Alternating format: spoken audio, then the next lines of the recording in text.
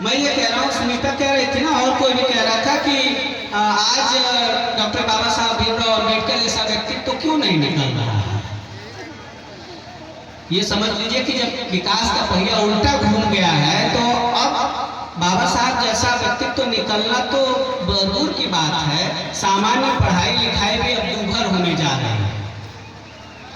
मैं यूनिवर्सिटी में पढ़ाता हूँ और नई शिक्षा नीति को लेकर के अगर बात रखूंगा तो उसी के संदर्भ में कह रहा था कि बहुत निराशा हो। नई शिक्षा नीति के माध्यम से पूरे देश के विश्वविद्यालयों को, पूरे हायर एजुकेशन को नष्ट कर दिया गया और उसमें सबसे ज्यादा पब्लिक सेक्टर जो है, पब्लिक सेक्टर में सबसे ज्यादा हमारे दलित और पिछड़े भाई हैं, मुस्लिम लोग हैं, माने गरीब तबके के लोग हैं। जो सरकारी संस्थानों में जो शिक्षा ग्रहण कर रहे हैं वे गरीब लोग हैं। पूरे देश के संस्थानों का, विश्वविद्यालयों का सर्वे कर लीजिए तो सरकारी इंस्टीट्यूशंस में लड़कियां सबसे ज्यादा है आर्ट्स के विषयों में, और ओवरऑल अगर आप कैलकुलेशन करेंगे, जनगणना अगर उसकी होगी तो आप पाएंगे कि सबसे ज्यादा दलित और पिछड़े उसमें पढ़ रहे हैं सरकारी संस्थानों में, खास तौर पर आर्ट्स के विषयों में। और आज वहां की स्थिति क्या है, उसको पूरी तरह से एकदम नष्ट कर देने की कोशिश है। अभी यूजीसी ने एक ऐसा नियम ला दिया है, थोड़ी दूसरे तरह की बातचीत हो जाएगी, 40% कोर्स ऑनलाइन करना है। आपको टैबलेट बांटा जा रहा है, आप देख रहे हैं तमाम विश्वविद्यालयों में, डिग्री कॉलेजों में टैबलेट दिया जा रहा है। आप जानते हैं क्यों दिया जा रहा है? क्योंकि हमारी बेटियां जो पढ़ने लायक हों तो विश्वविद्यालय नहीं जा रहा, घर में कैद होकर के जो फिजिकल माने भौतिक संसार की गतिविधियों से सीधे जो अनुभव उनको मिलता है वो नहीं मिलेगा। ये नए तरह का ब्राह्मणवाद है। इस नए तरह के ब्राह्मणवाद से लड़ाई की तैयारी करनी होगी, तब हमको अम्बेडकर नए मिलेंगे।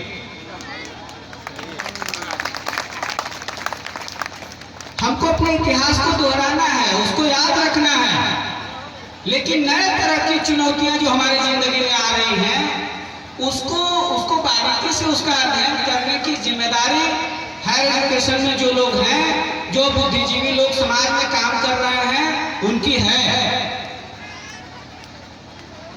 जिस तरह की शिक्षा प्रणाली आ रही है, लेके आ रहे हैं वो लोग, उसमें बाबा साहब ने कहा था ना, हम लोग बहुत बोलते कहते हैं कि बाबा साहब ने कहा था कि शिक्षा शेरनी का दूध है, जो पिएगा वो दहाड़ेगा।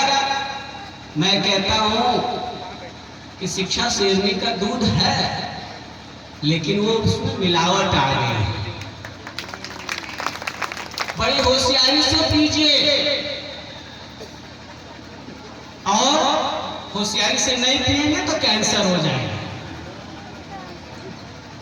इसीलिए कौन सी शिक्षा शेरनी का दूध है कि क्या जो हमारे संत महागुरु रैदास जी थे वो मुसलमानों के खिलाफ कविताएं लिख रहे थे, ये शिक्षा क्या आपके लिए शेरनी का दूध है? नहीं है, क्योंकि ये इतिहास की सच्चाई नहीं है। ये इतिहास को तोड़ मरोड़ करके मुगलों के खिलाफ, मुसलमानों के खिलाफ आपको गोलबंद करने की साजिश। ये आपका इतिहास नहीं है, लेकिन यही पढ़ाया जा रहा है। बाबा साहब को जब पाकिस्तान पर नेशनैलिटी के सवाल पर राष्ट्र और राज्य कैसे अपना निर्णय लेंगे, जैसे हम अपने घर में कैसे स्वतंत्र रहेंगे, उसी तरह से उन्होंने एक सिद्धांत दिया, कहा कि भाई कोई भी राष्ट्र अगर अपने लिए आत्मनिर्णय का अधिकार लेना चाहता है, खुद ही मतलब खुद डिसाइड करे कि वो किस तरह का मतलब स्टेट होगा, तो उसमें उसको दे दिया जाए छूट। और उसी संदर्भ में उन्होंने कहा था कि अगर पाकिस्तान को खुद ही बनने का अगर वो नहीं दिया जाएगा तो आप समझिए कि हिंदुस्तान का जो भविष्य है वो एटम बम पर टिका हुआ है। तो ये इतने दूरदर्शी थे बाबा साहब। हमारे सामने बड़ी नई नई चुनौतियां आ रही हैं। मैं सोच रहा हूं कि अब यहां से आगे कैसे जाएंगे। जहां तक हम पहुंच गए हैं वहां से आगे कैसे जाएंगे। इस देश में दो ही समुदाय इस समय सबसे ज्यादा अलगाव में, एक दलित है, दूसरे मुसलमान, सबसे ज्यादा अलगाव में। अभी सुनीता जी कह रहे थे कलश यात्रा, मैक्सिमम लोगों ने कहा कि माने उनके स्वीकृति से लग रहा था कि नहीं, इसमें से लोग कलश यात्रा में नहीं थे। तो हिंदुस्तान का एक बड़ा तबका जो है वो सांस्कृतिक रूप से प्रबुद्ध है, वो जानता है कि उसको कलश यात्रा में जाना है कि नहीं।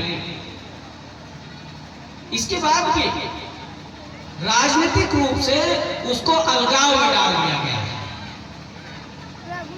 कल मैं मऊ में था और ये इसी पर बाबा साहब का भी यही कार्यक्रम था।